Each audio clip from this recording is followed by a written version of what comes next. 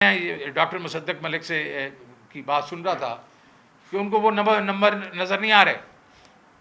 वो कह रहे हैं कुछ 700 अरब रुपए का खर्चा है और कुछ नहीं छोड़ के गए। मैं कितनी दफ़ा बता के चुका हूँ, 466 बिलियन का खर्चा था उन प्राइसेस पे।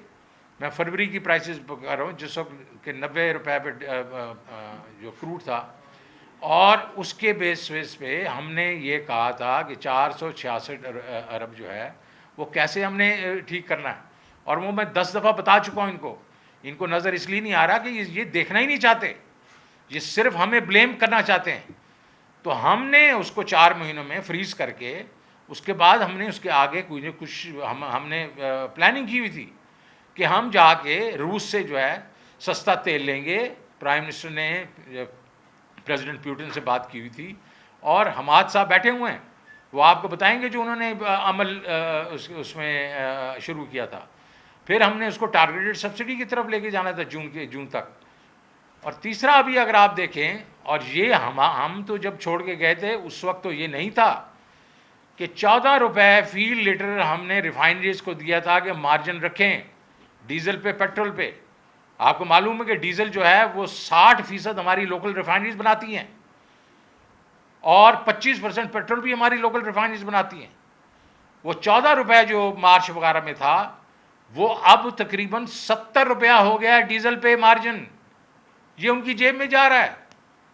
और पेट्रोल जो है वो तकरीबन 50 रुपए से ऊपर है मार्जिन, ये उनकी पेट जेब में जा रहा है। तो ये लोग क्या कर रहे हैं बीच में? तो हम तो यही कह रहे हैं कि ये नालायक हैं, ये बेसिकली इनको समझ नहीं है, ये घबराए हुए हैं। तो हमने ये करके अपने आवाम पे ये बॉम्ब नहीं मारना था। बिकॉज अगर आज की डेट भी देख लें तो रूस से जो हमें मिलना था तेल, वो 40 से 50 जो रुपए फी लीटर जो है वो सस्ता मिलना था। और उसकी वजह से ये जो 60 रुपए इन्होंने किया है वो हमें करने की ज़रूरत नहीं थी। तो मैं ये कहना चाहता हूँ कि इमरान खान ये समझते थे कि आवाम पे बोझ नहीं पड़ना चाहिए, और इन्होंने और हमने स्टैंड भी लिए। लेकिन इनका मसला है, इसका मसला ये है कि अगर रूस के पास जाते हैं तो अमेरिका नाराज़ हो जाता है और ये इनको बर्दाश्त नहीं हो सकता। और बाकी जो है वो जाहिर है ये क्योंकि हाथ पांव फूले हुए हैं, इनको समझ नहीं लग रही कि हमने टारगेट सब्सिडी किस तरह देनी है। जब ये आए तो उन्होंने कहा जी सबको क्यों दे दिया गया ये आप सब्सिडी, टारगेटेड होनी चाहिए थी। तो अब ये 30 रुपए जो लगा दिए हैं इन्होंने, ये सब पे लगा दिए हैं, क्यों नहीं टारगेटेड पे गया ये? तो इनको कोई समझ नहीं लग रही कि हमने क्या करना है। और ये जो है हमारे पास जो साजिश हुई है उसका एक ये भी है कि पाकिस्तान को इकोनॉमिकली वीक किया जाए।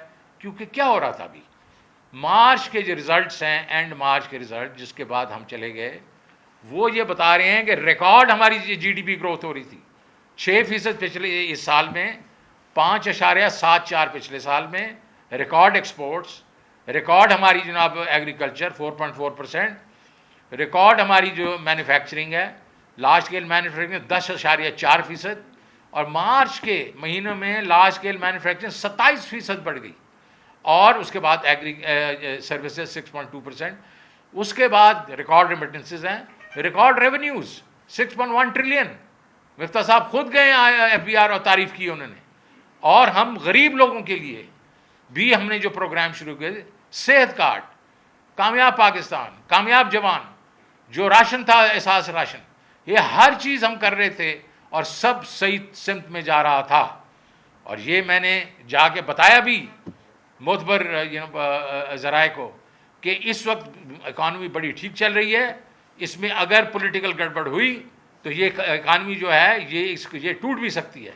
और वही हुआ कि 2 महीने के अंदर अंदर इन्होंने उसको तोड़ दिया। तो ये बेसिकली नहीं संभाल सक रहे।